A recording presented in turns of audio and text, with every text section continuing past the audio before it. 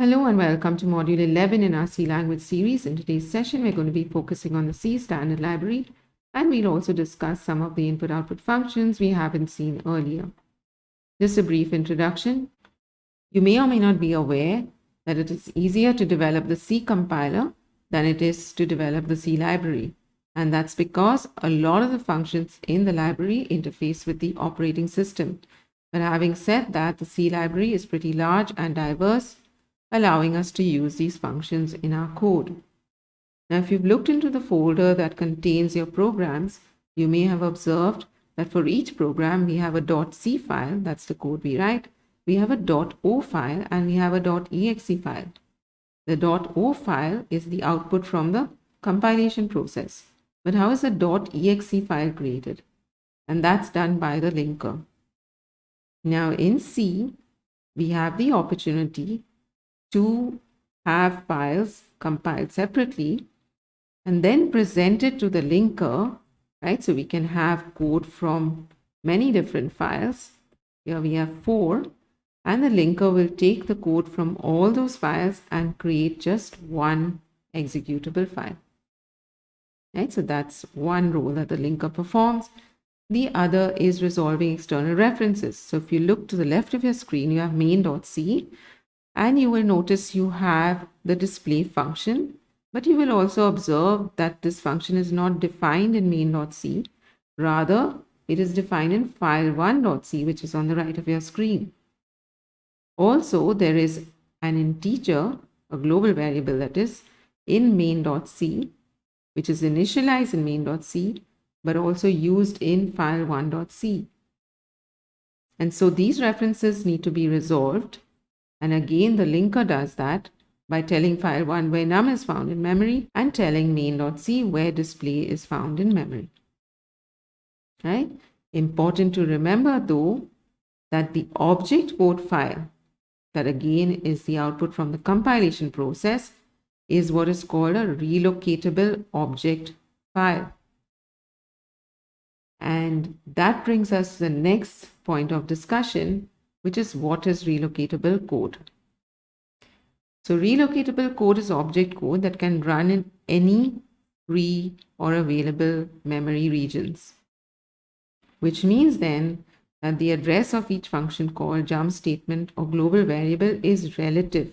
It's not fixed. It's relative to where the first, or the address rather, of that first instruction in your program is. Right? But how is relocatable code created? And for that, we need to understand first what is absolute code. So to understand absolute code, we're going to talk a little bit about assembly, though of course not really, just pseudo assembly. So here we have the for loop, but the move that you see there is part of the pseudo assembly I was talking about. So here we are saying move to a register that is the value of 0. Now what is a register? It is a storage part of the CPU, which works just like a variable, but because it's part of the processor, it affords very quick access to the processor itself, right? Then we have label 1, which is going to be an address, and the instruction there says out A123, meaning send the value of A out of port 123, right? Increment A, compare A to the value 100. Then send the result of that out of port 123. Jump if not 0. That's what J and Z means. And label 1, as I said, is an address. So send control to that address, right? Which of course will then execute the instruction of sending the value of A out of port 123 again. And that loop will repeat as long as A is less than 100, right? But coming back to jump if not 0, how is that determined? So there is something called a 0 flag, which will be set in this case when A attains the value 100. But how does it work? A subtraction is done between the value stored in A and 100, right? And when that subtraction yields 0, that's when the 0 flag will be set to true. right? So as long as that 0 flag is not set to true, control will go back to the address indicated by label 1, right? So I hope you've understood the code. Now coming to the addressing. Let's say this code is assembled to run at address 100. Okay, we're fixing the addresses is called absolute addresses, and it would be done using what is called an absolute assembler. Remember, an assembler would be similar to what our compiler and linker does, but the assembler converts assembly code into machine language. Right, so coming back to the address 100, which means then that move would be fixed at address 100, right? Again, if move takes 3 bytes, right, then the next address would be 103. That is what would be the address for label 1, for example. And so jump if not 0 would have to go to 103 in order to continue the loop, right? So I hope that's clear.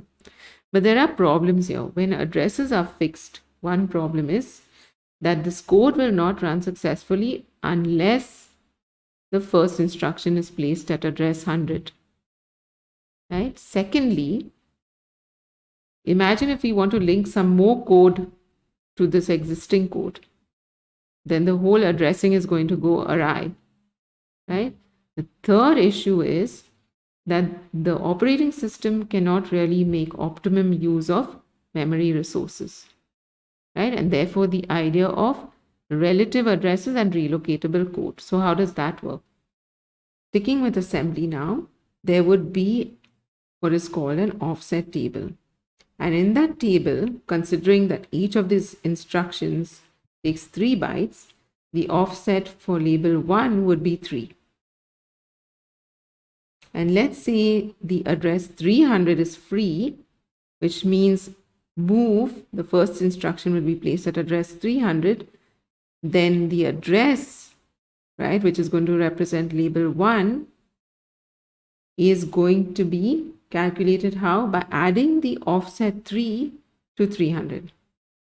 So in effect, label 1 would be represented by address 303, right? So then jump if not 0 would have 303 placed at the side of it, meaning send control back to address 303. Advantages here, one is it doesn't matter which address is free. Let's say 200 is free, then label 1 has offset 3.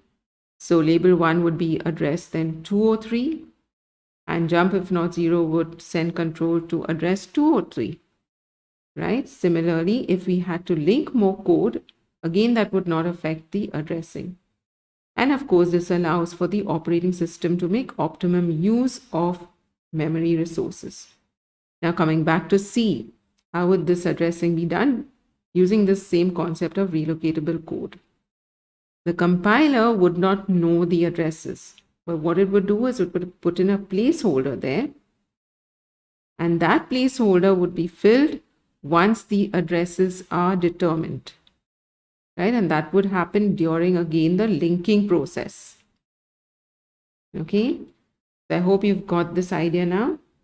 Now let's move on to discussing a little more about the standard library. It contains object code for the functions provided with the compiler. It's normally one file, but of course, we could have related functions grouped into separate libraries. Why? One is to increase efficiency, and the second is because of size constraints. Now, coming to the library files themselves, the files would be a collection of functions. We know that all of the code would not be added to the program, just the functions we need. But the information for each of these functions in the library would include the name of the function, the object code, and any relocation information that is required for the linking process. So now let's look at a visual of how this comes together. So we have the program, we have the linker, and we have the library. When your program references a function in the library, and remember we're talking about object code here, right, which of course is sent to the linker is going to look up that function in the library, access all the information, including the object code, and then, of course, add that to your program. So adding it to the object code in effect, and then creating that exe file. Right, so I hope that's clear. Now I have a question. What if standard functions were stored in object files instead of in library files? Would that impact program size? Yes, it would. Our programs would run into hundreds of thousands of bytes, right? Moving on, why do we need header files? The functions in the standard library work with their own specific data types. And as you will agree, these data types need to be accessible to the program using the functions, right? And therefore, the use of header files.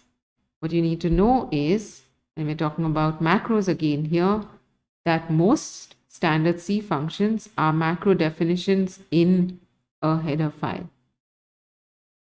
So again, another question now. What if we wanted to use our own function instead of the standard function? Well, you could do that by undefining the standard function. But a word of caution here, redefinition of standard library functions requires a lot of consideration. Why? Because the standard functions make use of other standard functions or may make use of other standard functions, and we are not aware of that. And therefore, this is not really recommended. The recommendation is to use the functions from the standard library. Coming now to I/O functions not seen earlier, and we're going to be looking at the open function, the close function, fgetPause, fsetPause, ftell, rename, kbhit, setvbuff. Of these, open and close are more related to POSIX, which is the portable operating system based on Unix. So it doesn't work with streams. And we'll talk a little more about these a little later. fgetPause and fsetPause can be used instead of rewind, and we'll see how. ftell as well can be used instead of rewind. Again, we'll see how. Rename, of course, is used to rename a file. kbhit is very interesting. It talks about a response to the pressing of a key on the keyboard. And again, we look at that in detail later. And finally, setvbuff, where we can select the type of buffering as programmers rather than opting for the automatic buffering. But coming to the header files, open requires io.h when we're talking about Windows, for example. Close requires again io.h. But fgetPause, fsetPause, ftell, rename, they all need the inclusion of just stdio.h. So does setvbuff. And kbhit, of course, requires conio, console.io.h. Now let's look at the open function. Does not use file type pointers, as I mentioned earlier. Returns a file descriptor associated with the file. The file position indicator is at the beginning of the file. There's the prototype. As you can see, it returns an integer, which is a file descriptor, and takes as arguments the file name, which is a pointer to a string of characters, as you can see there, and something called the mode. These are the modes: read, write, and read and write. These modes are defined in fcntl.h, and therefore when we use this function, we need to include this header file in our code. Important to note that file descriptors do not relate to streams or file pointers. Right? Now coming to the close function, called with a valid file descriptor that we used with the open function, closes a file associated with that file descriptor and deallocates that file descriptor. Return 0 if successful or -1 on error. The prototype, as you can see, returning an integer there and taking as an argument the file descriptor, which again is integer. Now write some code. Write code to open an existing file on disk using the open function. Print appropriate messages if the operation is successful or the operation fails. So now going back to code blocks, we'll close this project and we start a new file.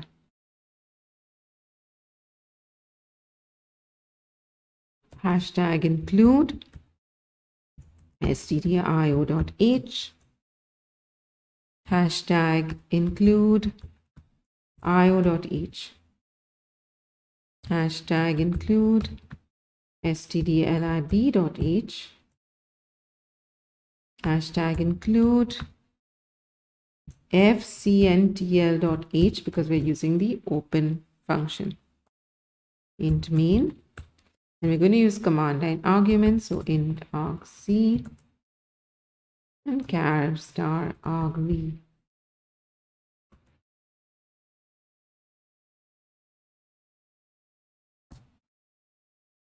Right, we need to define our file descriptor, so int fd, and now we'll check if argc not equal to 2, then printf and exit 1. Next, we check if fd equal to open, and we specify the file name here, which is coming through argv1, and that's going to be o read only. You can pick that up from the list. If that's equal to -1, then printf error on opening for read, or you can say opening file for read, exit 1. Right? Otherwise, printf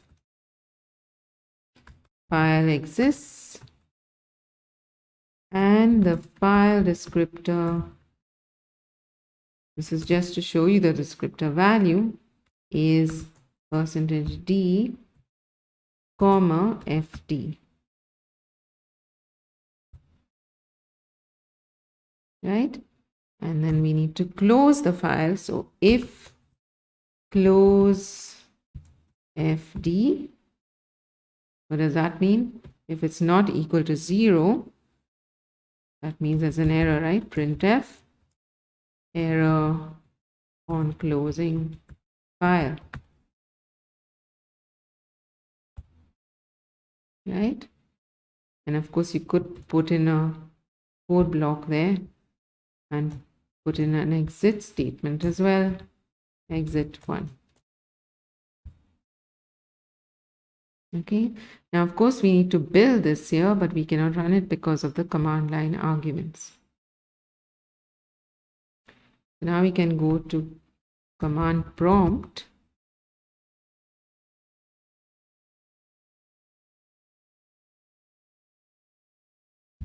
Go to the directory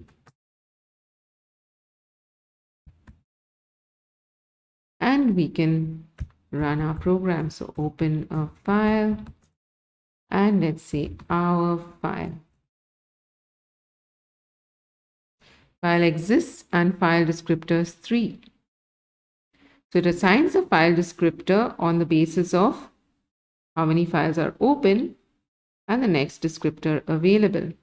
So what we'll do now is, in order to confirm that, we'll not use command line arguments, but we'll put in file names. So we'll take this code out and we'll have another file descriptor,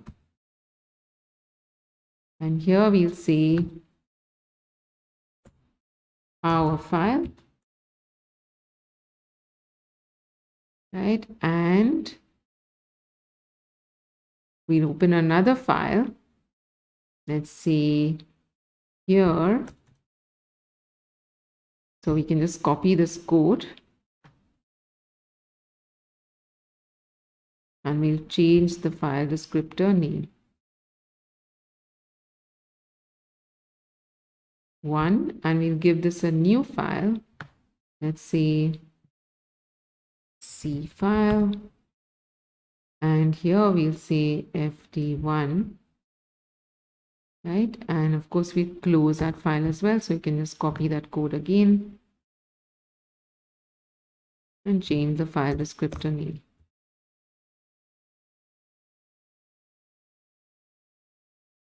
Right? So here we have FD and then we have FD1.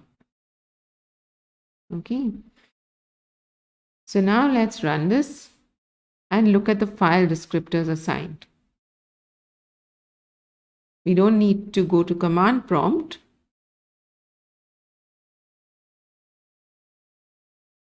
And you can see here file descriptors 3 and then file descriptors 4. Right? So you can see now how file descriptors are assigned. Okay, moving on. fgetPos. This is a prototype returning an integer, taking now a file pointer. Right? So it requires a stream and it requires an object of fpost type. And fpost again is defined in stdio.h. Stores the current value of the file position indicator in the object, again, which is of fpost type, pointed to by position. The object must be of type fpost, as I just mentioned. Return 0 if successful, non-zero on error. Right? Important to remember that the value stored in the object is useful only in a call to fsetPos. We cannot manipulate that value. Coming now to fsetPos, again the prototype returning an integer, taking as argument the file pointer, and again you can see that object of fpost type. Moves the file position indicator as specified by the object pointed to by position. The above position should have been previously obtained through a call to fgetPos. We cannot use any random integer, for example. Return 0 on success, non-zero on failure. Using the same program we wrote in the last session, creating a file of employee details, write code to use fgetPos and fsetPos instead of rewind. And by the way, did you find out what was missing in that display data function? Well, the only thing that was missing was the fclose. And yes, we know that files are automatically closed when main ends, but as I've mentioned earlier, it's important to close all files and release memory resources. It's the responsible thing to do. Right, so now let's go to code blocks and we'll open this file. That is the one we created last time. I think it was create emp file. And all we need from here is the display data function. But what we'll do is we'll copy the entire thing and then delete what we don't require. But of course, we need to start a new file first.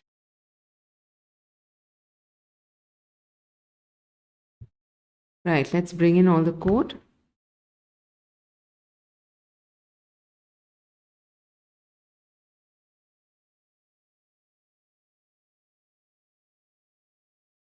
And now we don't need hashtag define, right? And we don't need all of these lines of code. We need the structure, but we're not going to define that array, right? So you can remove that. We don't need handle and quote.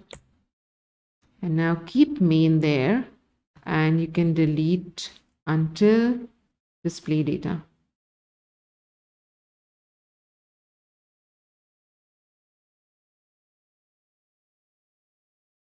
Right, and now just delete the display data name and the bracket as well, because we already have a bracket there for main.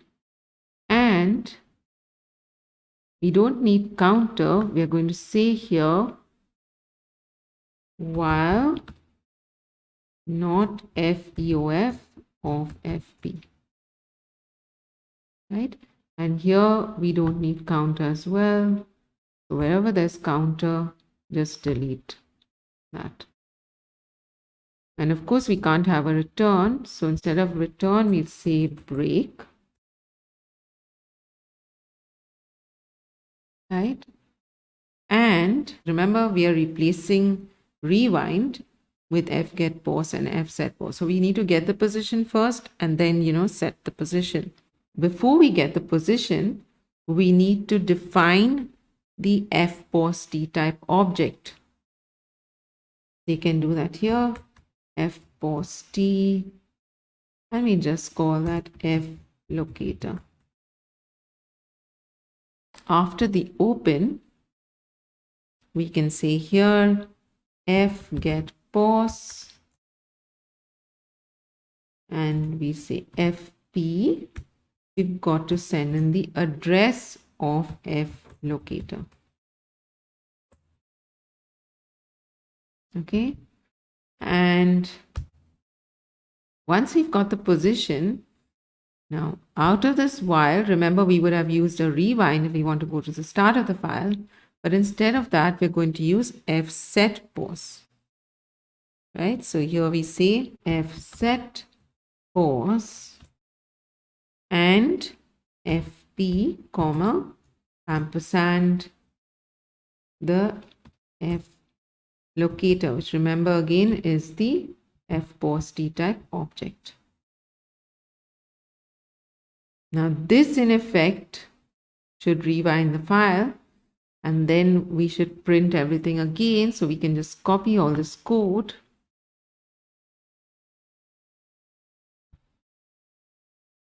and print that out, right? And again here we don't need a return statement, rather we will close the file, close fp, right?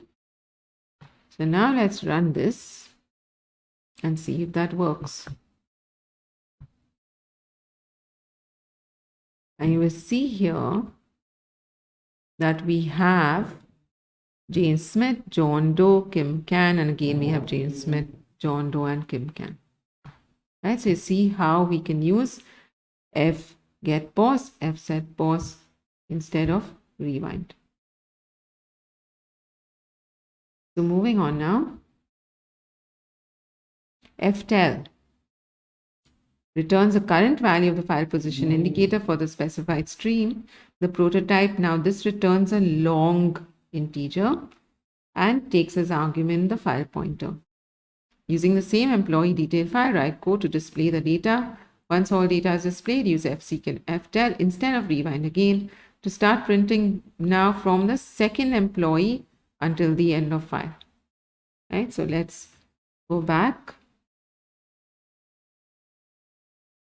Restart a new file. And for this one, I'm just going to copy from fget pos, fset pos.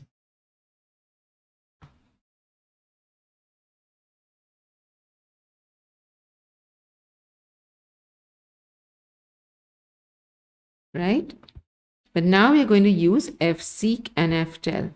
So first of all, we don't need fpos. Instead, we'll define long L, right, or long locator if you like. Now what we need to do is we need to print from the second employee. So we know that the first employee has got salary 50,000, right? Ideally, you would have an employee code. We don't have that here. So we're going to use the salary. So what we do here is in the loop, that's the while loop, we'll say at the end of the print, or you can even do it here.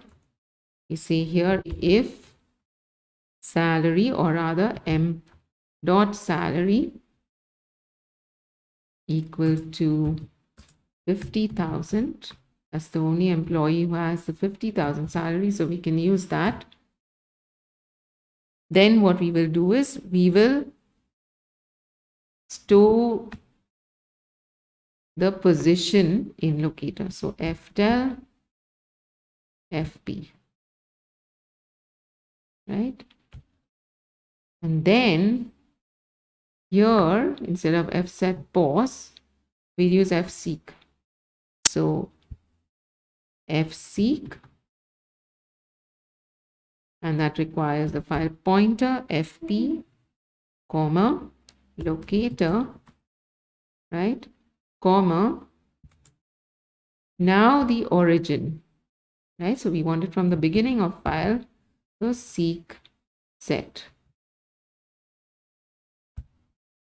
And that's all. So now let's run this and see if we get the correct data.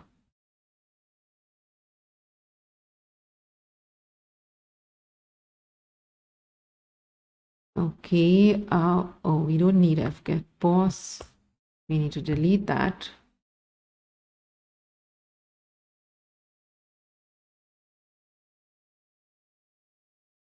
Right, so now we have Jane Smith, John Doe, Kim Can, and then you can see this data starts from the second employee until, of course, the end of file, right? And that is how we can use ftell along with fseek instead of rewind to print from a particular record, if you like, or a particular employee's details.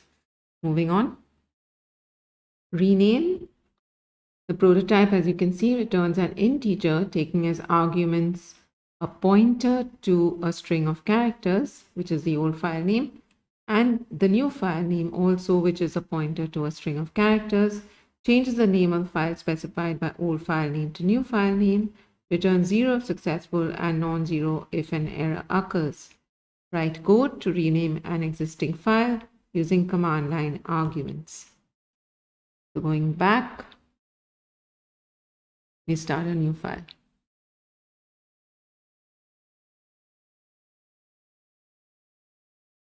So hashtag include stdio.h and then hashtag include stdlib.h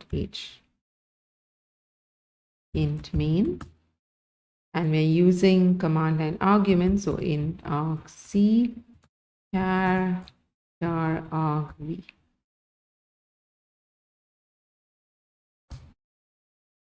Right, now what we check for is argc. So if argc not equal to 3, right, then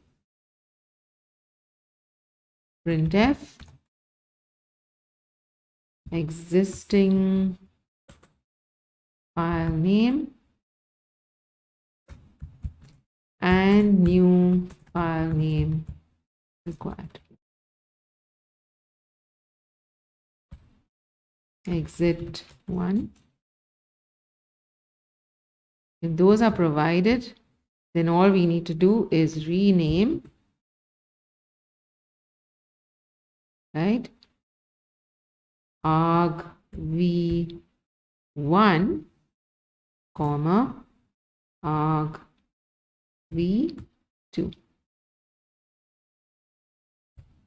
And that's all. So now we can build this and then go to the command prompt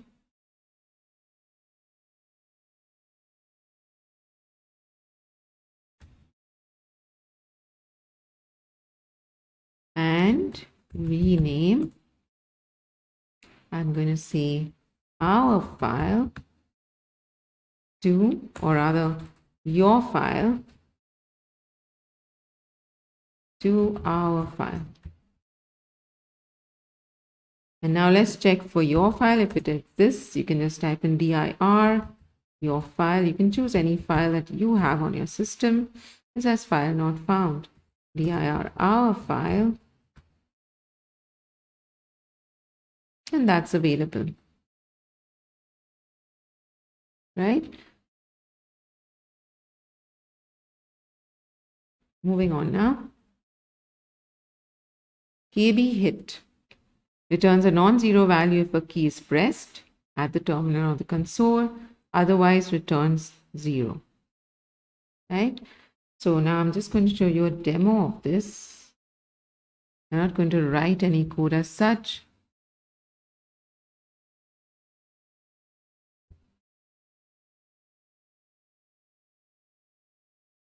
So here you can see we've included stdio.h, conio.h, and windows.h because we're using sleep, right? So the statement here, if I equal to kb hit, means if that doesn't return a null, right, then printf exiting and sleep 1000, that is 1 second, and of course get out of the loop, which in effect exits the program.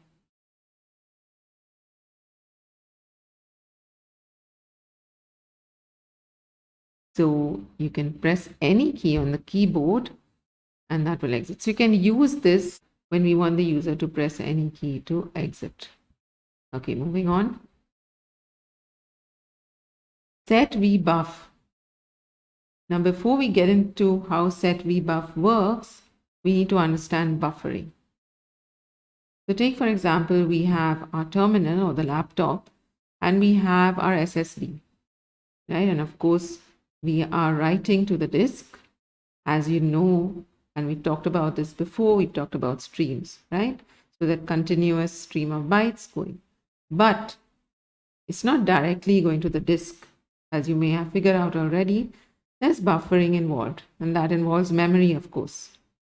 Right? Now, normally this is automatically handled, but as programmers, we can define the type, that is the mode of buffering, and the size of buffer that we want. We can use full buffering, that's IOFBF. We can use no buffering, which is IONBF. And we can use line buffering, IOLBF. Now, interestingly, the full buffering is the default for the disk, that is the automatic I'm talking about. No buffering is what is used for standard air or STD air, which is a standard stream, just like STD out and STD in, but it's devoted to displaying errors. And you can understand why there's no buffering there, right? The idea is that errors are shown as quickly as possible, because with full buffering, what would happen is, if, for example, the buffer size is 1024 bytes, then whatever's in that buffer will not be written, right, to the stream or to the disk or to standard air for that matter, unless that buffer is full, meaning there are 1024 bytes present in that buffer. No buffering means exactly that. It's not going to wait for any buffer to be filled, but rather send the data as soon as possible. And then we have line buffering. And interestingly, standard output has line buffering by default, but only if the device, right, is defined as being an interactive device by the compiler. So it's implementation specific, right? So a little more about this when we write code. So write code to create a text file specifying the buffer size and mode for the stream. So let's now go to code blocks and we start a new file.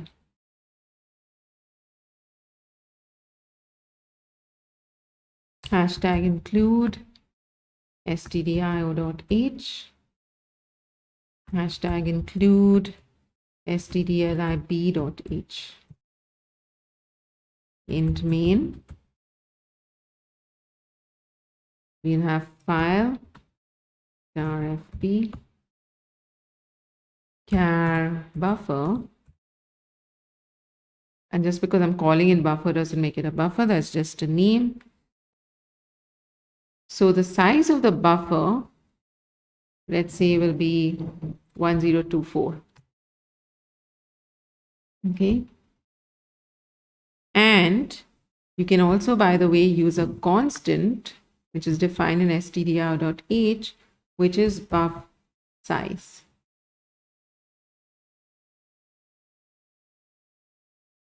Right? Now we say if fp equal to f open, just put in a file name there, and that's going to be in write mode. That's equal to null.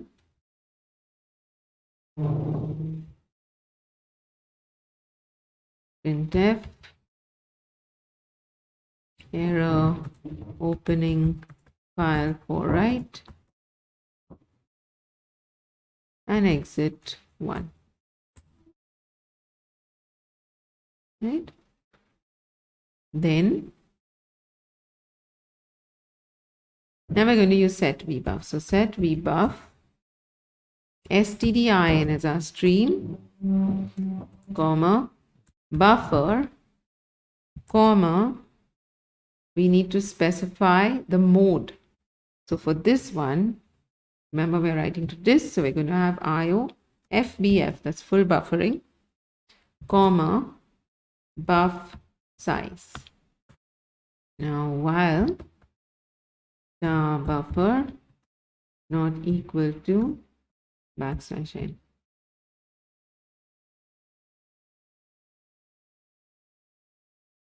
And we'll use fgetS buffer, comma,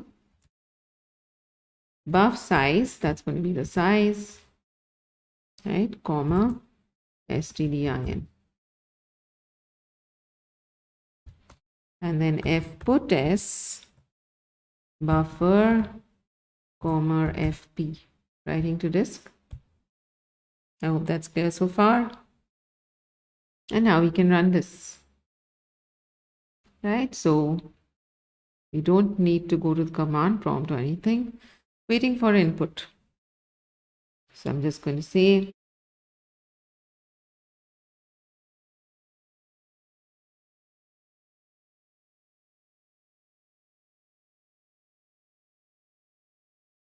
so now if we go to the command prompt and we type in the name of the file,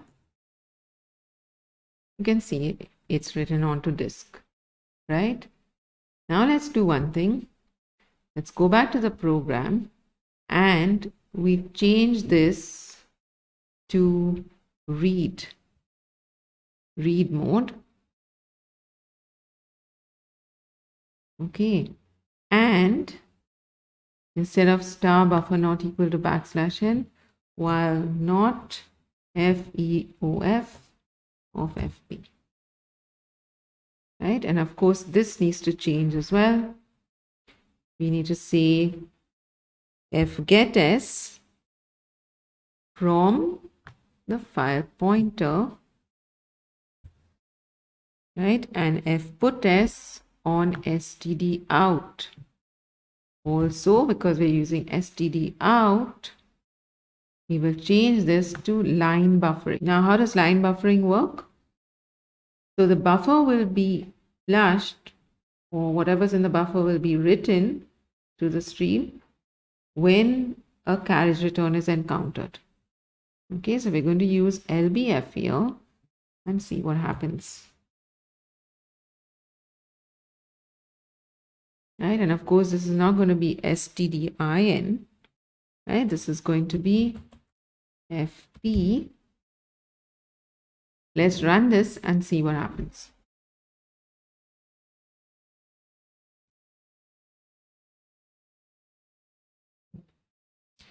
Now you see the text has appeared, but some of the text is missing, right? As you will observe if you try to read it. This is where that definition of what is an interactive device comes in, right? So LBF is not going to work. What we have to do now is force a no buffering, right? So if I do that and if I run this now, right? So here you can see this prints all the text, right? But of course we had to force no buffering. So bottom line is it's better to leave this buffering to be automatically handled. Of course, you do have the option if you want to use it, but you'll have to, tailor it depending on the output that you need, right? So this is all for today. In the next session, we'll be talking more about string and character functions before we move on to mathematical functions. Till then, take care, stay safe. Bye.